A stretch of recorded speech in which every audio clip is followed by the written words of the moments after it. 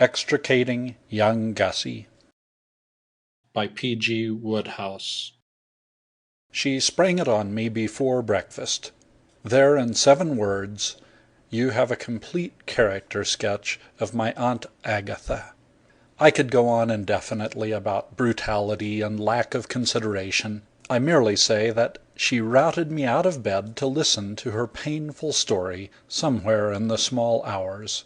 It can't have been 11:30 when Jeeves, my man, woke me out of the dreamless and broke the news. "Mrs. Gregson to see you, sir." I thought she must be walking in her sleep, but I crawled out of bed and got into a dressing gown. I knew Aunt Agatha well enough to know that if she had come to see me, she was going to see me. That's the sort of woman she is. She was sitting bolt upright in a chair, staring into space. When I came in, she looked at me in that darn critical way that always makes me feel as if I had gelatin where my spine ought to be. Aunt Agatha is one of those strong-minded women. I should think Queen Elizabeth must have been something like her. She bosses her husband, Spencer Gregson, a battered little chappie on the Stock Exchange. She bosses my cousin, Gussie Mannering Phipps. She bosses her sister-in-law, Gussie's mother. And, worst of all, she bosses me. She has an eye like a man-eating fish, and she has got moral suasion down to a fine point. I dare say there are fellows in the world, men of blood and iron, don't you know, and all that sort of thing, whom she couldn't intimidate.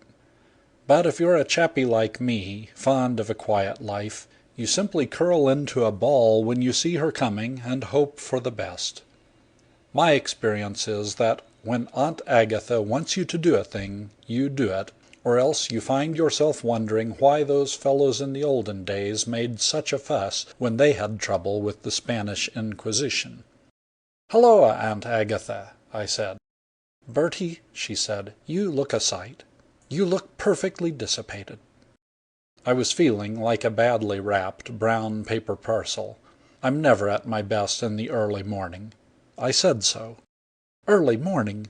I had breakfast 3 hours ago and have been walking in the park ever since, trying to compose my thoughts. If I ever breakfasted at 8:30, I should walk on the embankment trying to end it all in a watery grave.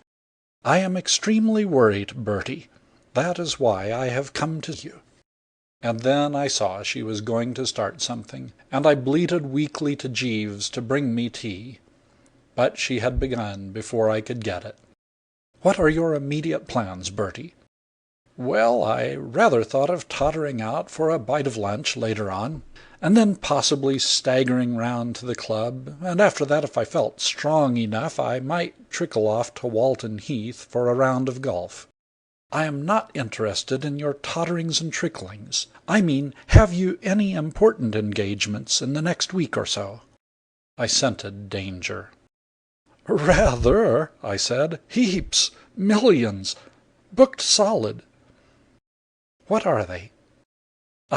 Well, I don't quite know." "I thought as much. You have no engagements. Very well, then.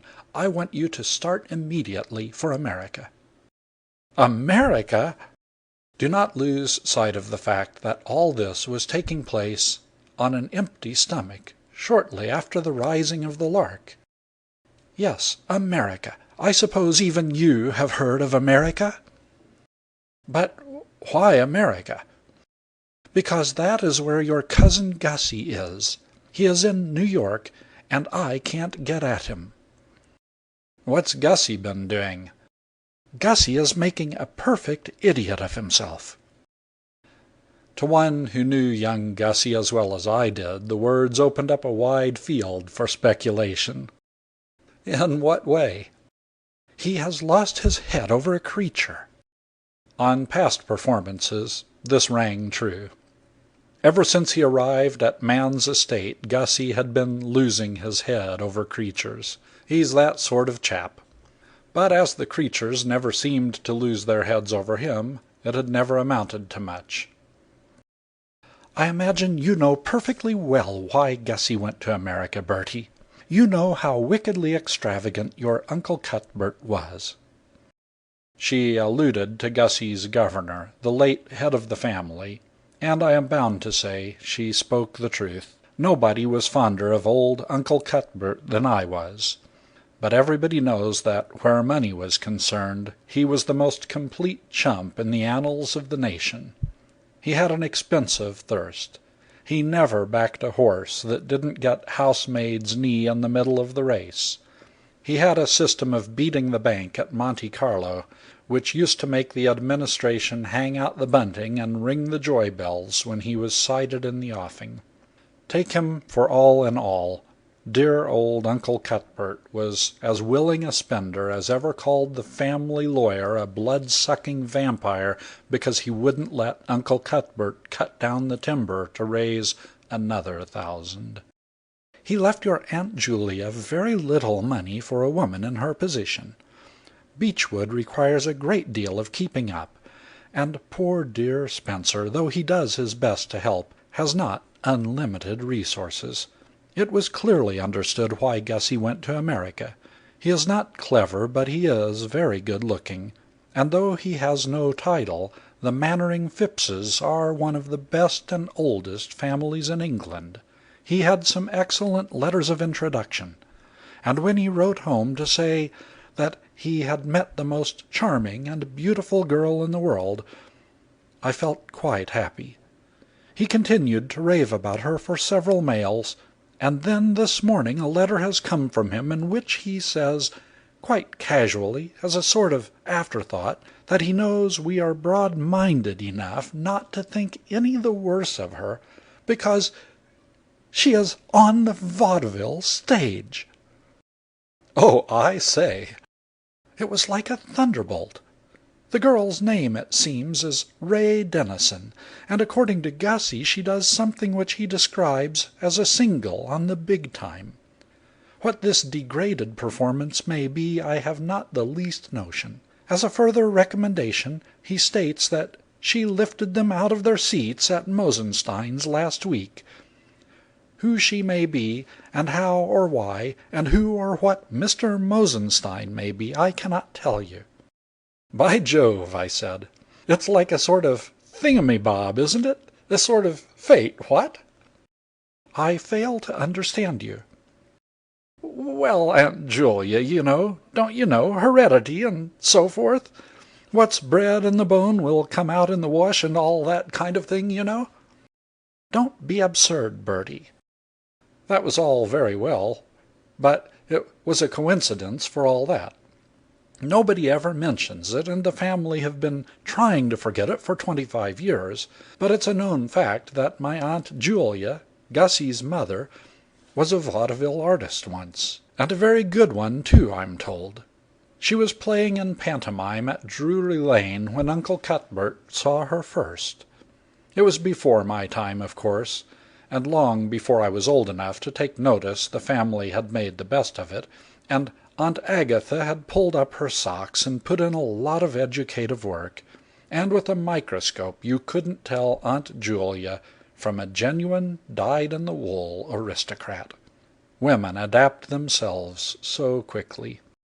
I have a pal who married Daisy Trimble of the Gaiety, and when I meet her now I feel like walking out of her presence backwards.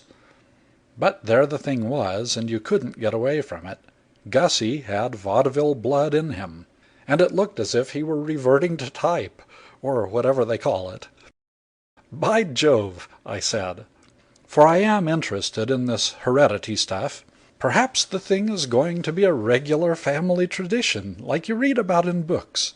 A sort of curse of the Mannering Phippses, as it were. Perhaps each head of the family's going to marry into vaudeville for ever and ever, unto the what-do-you-call-it generation, don't you know?" "Please do not be quite idiotic, Bertie. There is one head of the family who is certainly not going to do it, and that is Gussie. And you are going to America to stop him." "Yes, but why me?" "Why you? You are too vexing, Bertie.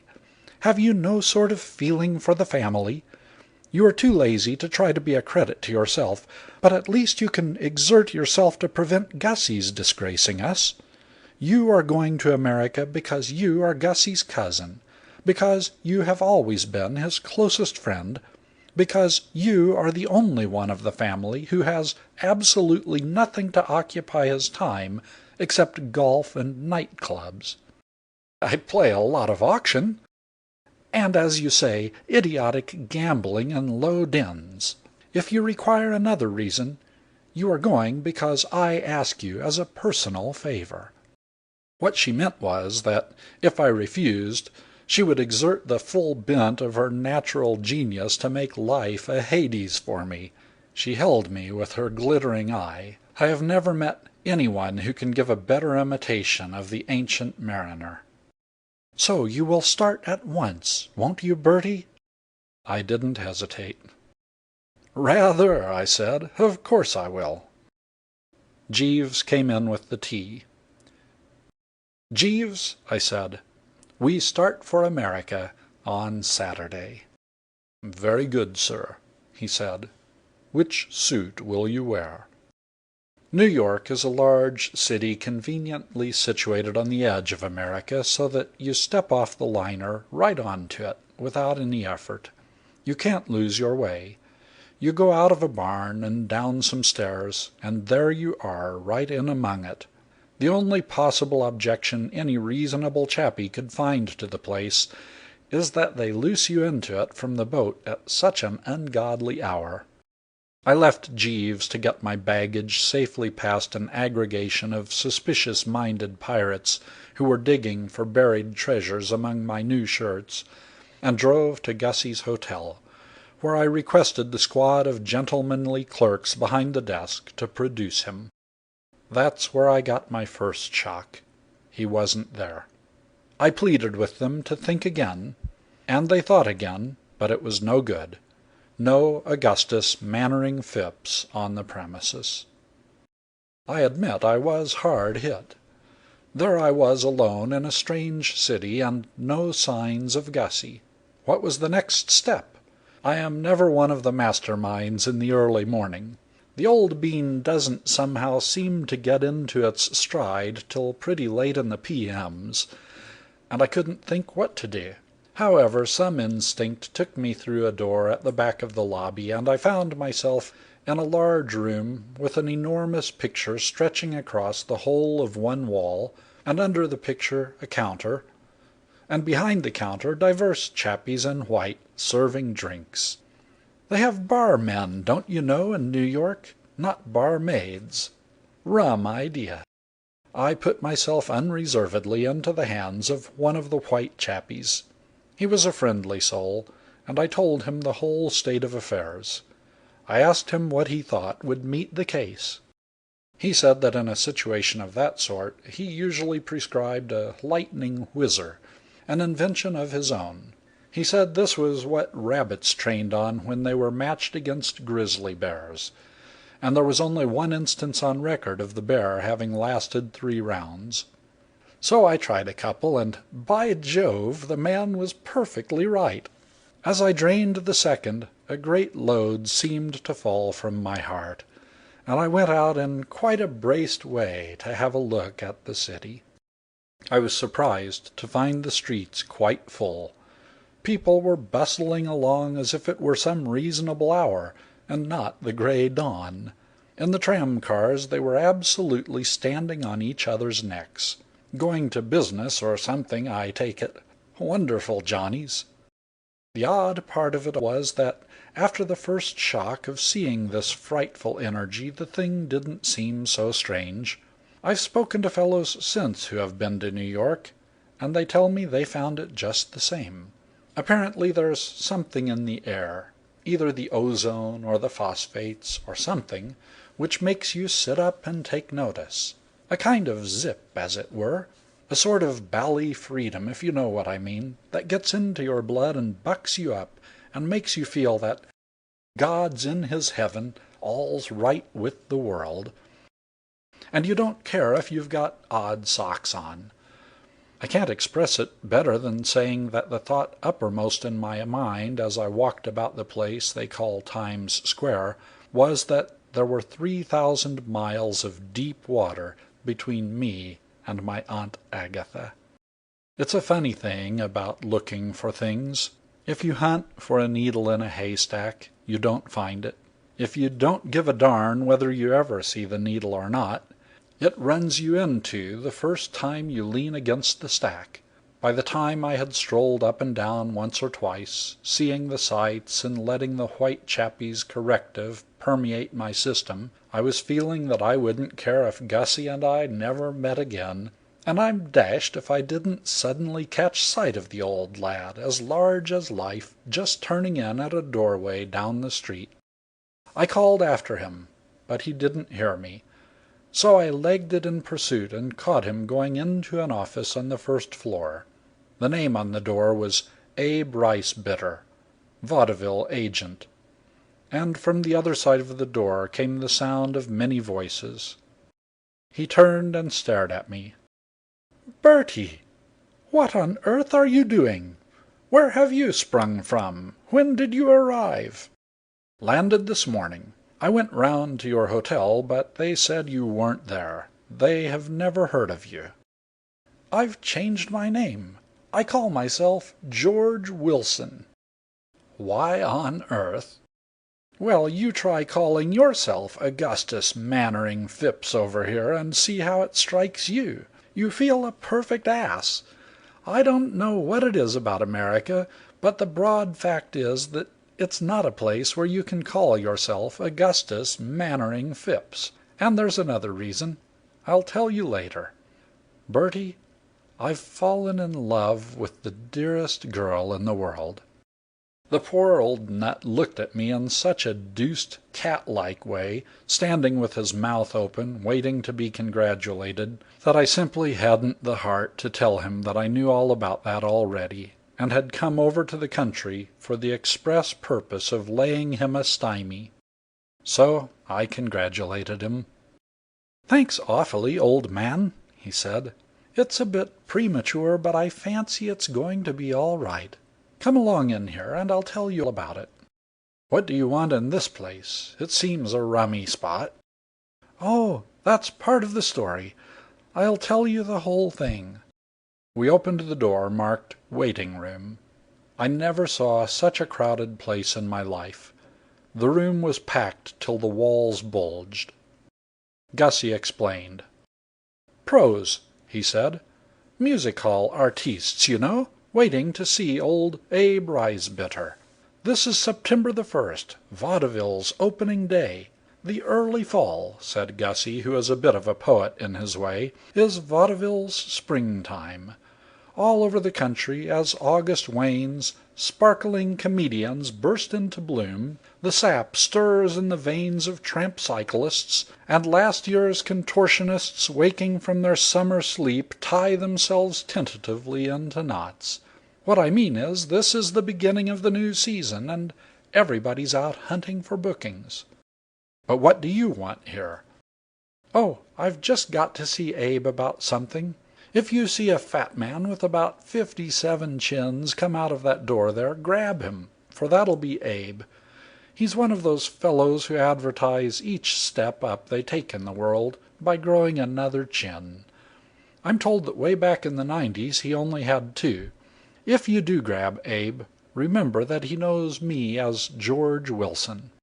"You said that you were going to explain that George Wilson business to me, Gussie, old man." "Well, it's this way." At this juncture dear old Gussie broke off short, rose from his seat, and sprang with indescribable vim at an extraordinarily stout chappie who had suddenly appeared. There was the deuce of a rush for him, but Gussie had got away to a good start, and the rest of the singers, dancers, jugglers, acrobats, and refined sketch teams seemed to recognize that he had won the trick, for they ebbed back into their places again, and Gussie and I went into the inner room. Mr. Ricebitter lit a cigar and looked at us solemnly over his zareba of chins. "Now, let me tell you something," he said to Gussie, You listen to me." Gussie registered respectful attention. Mr. Riesbitter mused for a moment and shelled the cuspidor with indirect fire over the edge of the desk. "Listen to me," he said again. "I seen you rehearse, as I promised Miss Denison I would. You ain't bad for a amateur. You got a lot to learn, but it's in you. What it comes to is that I can fix you up in the 4 a day if you'll take 35 per. I can't do better than that, and I wouldn't have done that if the little lady hadn't a kept after me. Take it or leave it. What do you say?" "I'll take it," said Gussie huskily. "Thank you." In the passage outside, Gussie gurgled with joy and slapped me on the back. "Bertie, old man, it's all right. I'm the happiest man in New York." "Now what?" "Well, you see, as I was telling you when Abe came in, Ray's father used to be in the profession. He was before our time, but I remember hearing about him. Joe Danby. He used to be well known in London before he came over to America. Well, he's a fine old boy, but as obstinate as a mule, and he didn't like the idea of Ray marrying me, because I wasn't in the profession. Wouldn't hear of it. Well, you remember at Oxford I could always sing a song pretty well. So Ray got hold of old Riesbitter and made him promise to come and hear me rehearse and get me bookings if he liked my work. She stands high with him. She coached me for weeks, the darling. And now, as you heard him say, he's booked me in the small time at $35 a week." I steadied myself against the wall. The effects of the restoratives supplied by my pal at the hotel bar were beginning to work off, and I felt a little weak.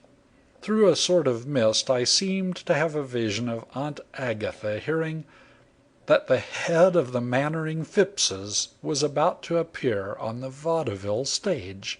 Aunt Agatha's worship of the family name amounts to an obsession.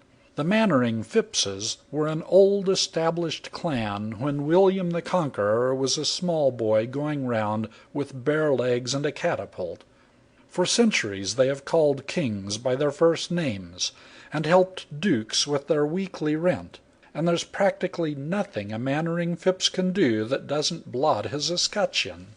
So what Aunt Agatha would say, beyond saying that it was all my fault, when she learned the horrid news, it was beyond me to imagine. "Come back to the hotel, Gussie," I said. "There's a sportsman there who mixes things he calls lightning whizzers. Something tells me I need one now. And excuse me for 1 minute, Gussie. I want to send a cable." It was clear to me by now that Aunt Agatha had picked the wrong man for this job of disentangling Gussie from the clutches of the American vaudeville profession. What I needed was reinforcements. For a moment I thought of cabling Aunt Agatha to come over, but reason told me that this would be overdoing it. I wanted assistance, but not so badly as that. I hit what seemed to me the happy mean. I cabled to Gussie's mother, and made it urgent. "What were you cabling about?" asked Gussie later. "Oh, just to say I had arrived safely and all that sort of tosh," I answered. Gussie opened his vaudeville career on the following Monday at a rummy sort of place uptown where they had moving pictures some of the time and in between 1 or 2 vaudeville acts.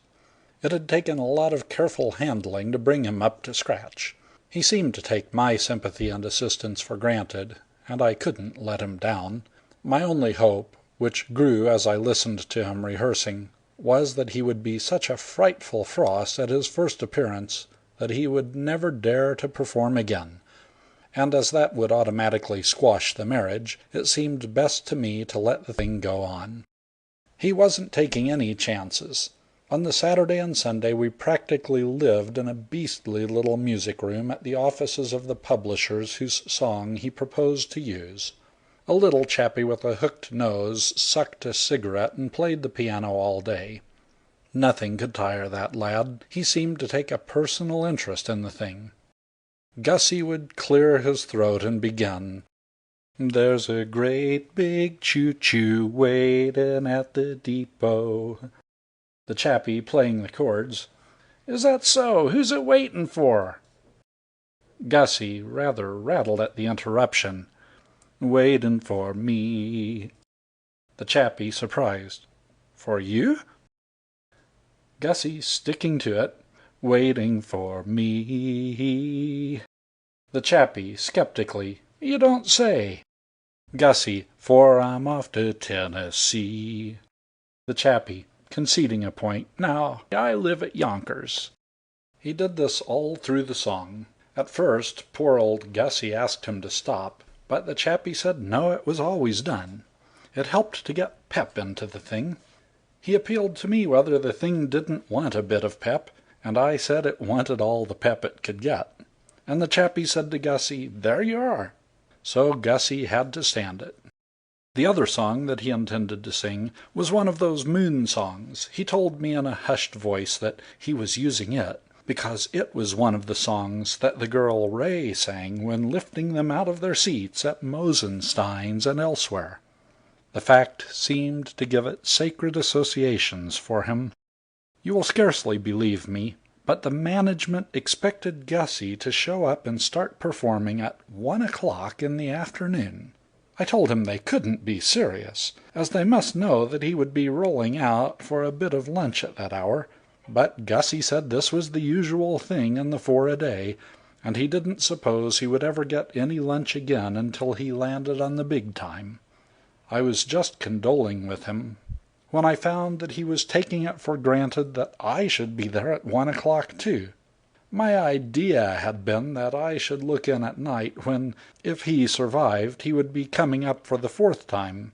But I've never deserted a pal in distress, so I said good-bye to the little lunch I'd been planning at a rather decent tavern I'd discovered on Fifth Avenue, and trailed along. They were showing pictures when I reached my seat. It was one of those Western films where the cowboy jumps on his horse and rides across country at 150 miles an hour to escape the sheriff, not knowing, poor chump, that he might just as well stay where he is, the sheriff having a horse of his own which can do 300 miles an hour without coughing. I was just going to close my eyes and try to forget till they put Gussie's name up when I discovered that I was sitting next to a deucedly pretty girl. No, let me be honest. When I went in I had seen that there was a deucedly pretty girl sitting in that particular seat, so I had taken the next one. What happened now was that I began, as it were, to drink her in. I wished they would turn the lights up so that I could see her better. She was rather small, with great big eyes and a ripping smile. It was a shame to let all that run to seed, so to speak, in semi-darkness.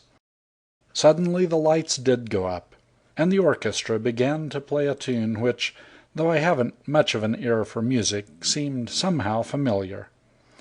The next instant out pranced old Gussie from the wings in a purple frock-coat and a brown top-hat, grinned feebly at the audience, tripped over his feet, blushed, and began to sing the Tennessee song.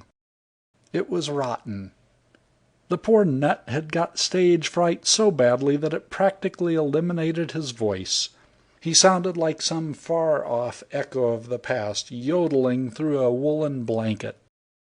For the first time since I had heard that he was about to go into vaudeville, I felt a faint hope creeping over me.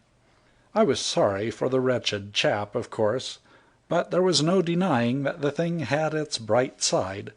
No management on earth would go on paying $35 a week for this sort of performance.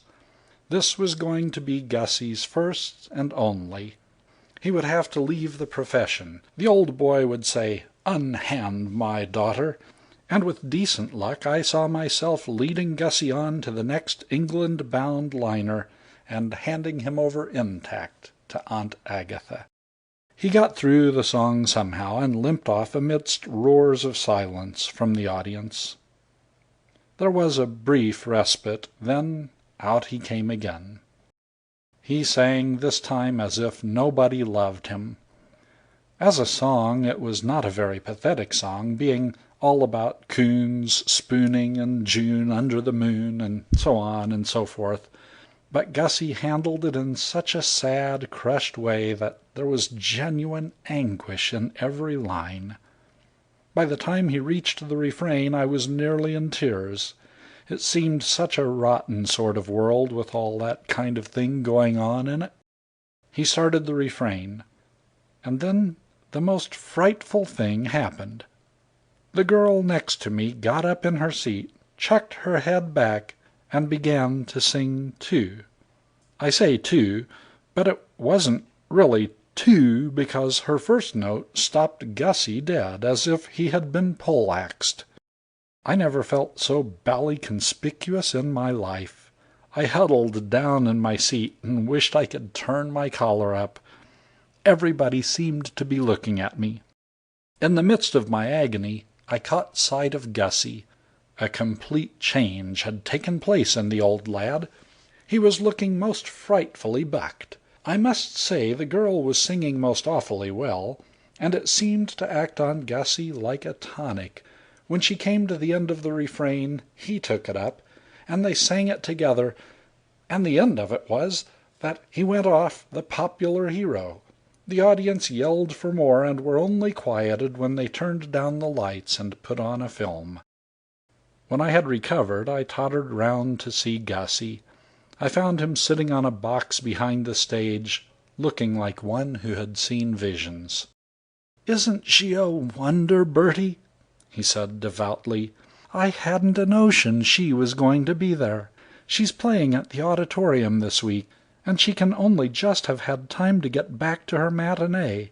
She risked being late just to come and see me through. She's my good angel, Bertie. She saved me. If she hadn't helped me out, I don't know what would have happened. I was so nervous I didn't know what I was doing. Now that I've got through the first show, I shall be all right." I was glad I had sent that cable to his mother. I was going to need her. The thing had got beyond me. During the next week I saw a lot of old Gussie, and was introduced to the girl. I also met her father, a formidable old boy with quick eyebrows and a sort of determined expression. On the following Wednesday Aunt Julia arrived. Mrs. Mannering Phipps. My Aunt Julia is, I think, the most dignified person I know. She lacks Aunt Agatha's punch, but in a quiet way she has always contrived to make me feel from boyhood up that I was a poor worm. Not that she harries me like Aunt Agatha. The difference between the two is that Aunt Agatha conveys the impression that she considers me personally responsible for all the sin and sorrow in the world, while Aunt Julia's manner seems to suggest that I am more to be pitied than censured.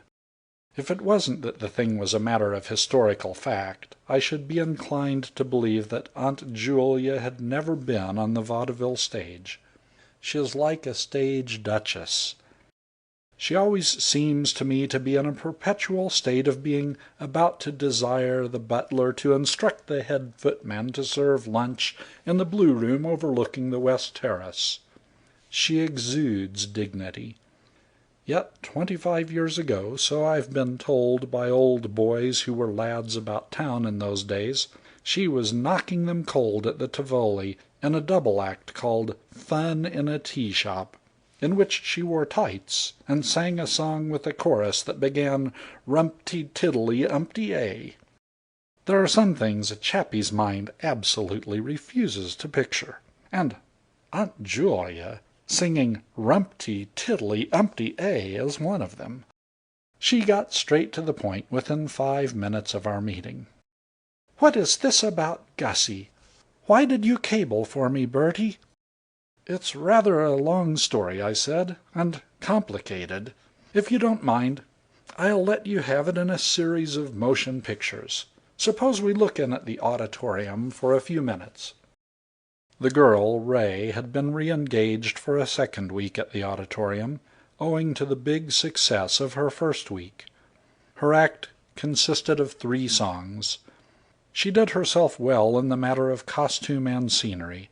She had a ripping voice. She looked most awfully pretty, and altogether the act was, broadly speaking, a pippin. Aunt Julia didn't speak till we were in our seats. Then she gave a sort of sigh. "It's 25 years since I was in a music hall." She didn't say any more, but sat there with her eyes glued on the stage. After about half an hour, the Johnnies who worked the card index system at the side of the stage put up the name of Ray Denison, and there was a good deal of applause. "Watch this act, Aunt Julia," I said. She didn't seem to hear me. 25 years. What did you say, Bertie? Watch this act and tell me what you think of it. Who is it? Ray? Oh. Exhibit A, I said. The girl Gussie is engaged to. The girl did her act, and the house rose at her. They didn't want to let her go. She had to come back again and again. When she had finally disappeared, I turned to Aunt Julia. "Well?" I said. "I like her work. She's an artist. We will now, if you don't mind, step a goodish way uptown." And we took the subway to where Gussie, the human film, was earning his 35 per. As luck would have it, we hadn't been in the place 10 minutes when out he came. "Exhibit B," I said. Gussie. I don't quite know what I had expected her to do, but I certainly didn't expect her to sit there without a word. She did not move a muscle, but just stared at Gussie as he drooled on about the moon. I was sorry for the woman, for it must have been a shock to her to see her only son in a mauve frock coat and a brown top hat. But I thought it best to let her get a stranglehold on the intricacies of the situation as quickly as possible. If I had tried to explain the affair without the aid of illustrations, I should have talked all day and left her muddled up as to who was going to marry whom and why. I was astonished at the improvement in dear old Gussie. He had got back his voice and was putting the stuff over well.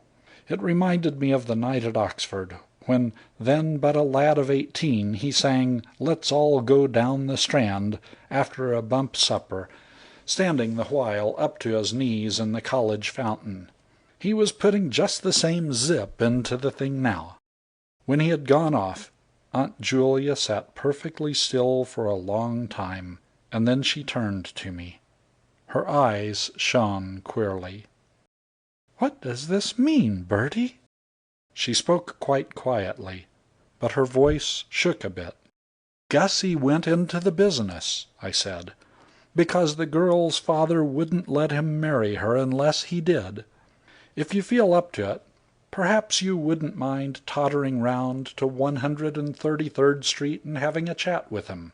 He's an old boy with eyebrows, and he's Exhibit C on my list. When I've put you in touch with him, I rather fancy my share of the business is concluded, and it's up to you." The Danbys lived in one of those big apartments uptown which look as if they cost the earth, and really cost about half as much as a hall room down in the 40s. We were shown into the sitting room, and presently old Danby came in. "Good afternoon, Mr. Danby," I began. I had got as far as that, when there was a kind of gasping cry at my elbow. "Joe!" cried Aunt Julia, and staggered against the sofa. For a moment old Danby stared at her, and then his mouth fell open and his eyebrows shot up like rockets. "Julie!" And then they had got hold of each other's hands and were shaking them till I wondered their arms didn't come unscrewed. I'm not equal to this sort of thing at such short notice. The change in Aunt Julia made me feel quite dizzy. She had shed her grande dame manner completely, and was blushing and smiling. I don't like to say such things of any aunt of mine, or I would go further and put it on record that she was giggling. And old Danby, who usually looked like a cross between a Roman emperor and Napoleon Bonaparte in a bad temper, was behaving like a small boy. "Joe!" "Julie!" "Dear old Joe! Fancy meeting you again! Wherever have you come from, Julie?" Well, I didn't know what it was all about, but I felt a bit out of it. I butted in. "Aunt Julia wants to have a talk with you, Mr. Danby." "I knew you in a second, Joe." "It's 25 years since I saw you, kid, and you don't look a day older." "Oh, Joe, I'm an old woman." "What are you doing over here? I suppose—" Old Danby's cheerfulness waned a trifle. "I suppose your husband is with you?" "My husband died a long, long while ago, Joe." Old Danby shook his head. "You never ought to have married out of the profession, Julie. I'm not saying a word against the late—I can't remember his name, never could, but you shouldn't have done it. An artist like you. Shall I ever forget the way you used to knock them with Rumpty-Tiddly-Umpty-A?" "Ah, how wonderful you were in that act, Joe," Aunt Julia sighed.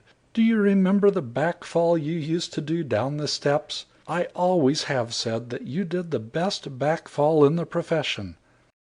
"I couldn't do it now." "Do you remember how we put it across at the Canterbury, Joe? Think of it! The Canterbury's a moving picture house now, and the old mogul runs French revues." "I'm glad I'm not there to see them." "Joe, tell me, why did you leave England?" "Well, I wanted a change. No, I'll tell you the truth, kid. I wanted you, Julie. You went off and married whatever that stage door Johnny's name was, and it broke me all up." Aunt Julia was staring at him. She is what they call a well-preserved woman. It's easy to see that 25 years ago she must have been something quite extraordinary to look at. Even now she's almost beautiful. She has very large brown eyes, a mass of soft gray hair, and the complexion of a girl of 17. "Joe, you aren't going to tell me you were fond of me yourself?" "Of course I was fond of you. Why did I let you have all the fat and fun in a tea shop? Why did I hang about upstage while you sang Rumpty-Tiddly-Umpty-A? Do you remember me giving you a bag of buns when we were on the road at Bristol?" "Yes, but—" "Do you remember me giving you the ham sandwiches at Portsmouth?" "Joe!" "Do you remember my giving you a seed cake at Birmingham? What did you think all that meant? If not that I loved you. Why, I was working up by degrees to telling you straight out, when you suddenly went off and married that cane-sucking dude. That's why I wouldn't let my daughter marry this young chap, Wilson, unless he went into the profession. She's an artist." "She certainly is, Joe." "You've seen her? Where?" "At the auditorium just now. But, Joe, you mustn't stand in the way of her marrying the man she's in love with. He's an artist, too." "In the small time." "You were in the small time once, Joe. You mustn't look down on him because he's a beginner. I know that you feel your daughter is marrying beneath her, but—" "How on earth would you know anything about young Wilson?" "He's my son." "Your son?" "Yes, Joe, and I've just been watching him work. Oh, Joe, you can't think how proud I was of him. He's got it in him. It's fate. He's my son, and he's in the profession. Joe, you don't know what I've been through for his sake. They made a lady of me. I never worked so hard in my life as I did to become a real lady. They kept telling me I had got to put it across, no matter what it cost, so that he wouldn't be ashamed of me. The study was something terrible. I had to watch myself every minute for years, and I never knew when I might fluff my lines or fall down on some bit of business. But I did it, because I didn't want him to be ashamed of me, though all the time I was just aching to be back where I belonged." Old Danby made a jump at her and took her by the shoulders. "Come back to where you belong, Julie," he cried. "Your husband's dead. Your son's a pro. Come back. It's 25 years ago, but I haven't changed. I want you still. I've always wanted you. You've got to come back, kid, where you belong." Aunt Julia gave a sort of gulp and looked at him. "Joe," she said in a kind of whisper. "You're here, kid," said old Danby huskily. "You've come back. 25 years. You've come back. And you're going to stay." She pitched forward into his arms, and he caught her. "Oh, Joe, Joe, Joe," she said. "Hold me. Don't let me go. Take care of me." And I edged for the door and slipped from the room. I felt weak. The old bean will stand a certain amount, but this was too much. I groped my way out into the street and wailed for a taxi. Gussie called on me at the hotel that night. He curveted into the room as if he had bought it and the rest of the city. "Bertie," he said, "I feel as if I were dreaming." "I wish I could feel like that, old top," I said, and I took another glance at a cable that had arrived half an hour ago from Aunt Agatha. I had been looking at it at intervals ever since. "Ray and I got back to her flat this evening. Who do you think was there? The mater. She was sitting hand in hand with old Danby." "Yes?" "He was sitting hand in hand with her." "Really?" "They are going to be married." "Exactly." "Ray and I are going to be married." "I suppose so." "Bertie, old man, I feel immense. I look round me and everything seems to be absolutely corking. The change in the mater is marvelous. She's 25 years younger. She and old Danby are talking of reviving fun in a tea shop and going out on the road with it." I got up. "Gussie, old top," I said, "leave me for a while. I would be alone. I think I've got brain fever or something." "Sorry, old man. Perhaps New York doesn't agree with you. When do you expect to go back to England?" I looked again at Aunt Agatha's cable. "With luck," I said, "in about 10 years." When he was gone, I took up the cable and read it again. "What is happening?" it read. "Shall I come over?" I sucked a pencil for a while, and then I wrote the reply. It was not an easy cable to word, but I managed it. "No," I wrote. "Stay where you are. Profession overcrowded."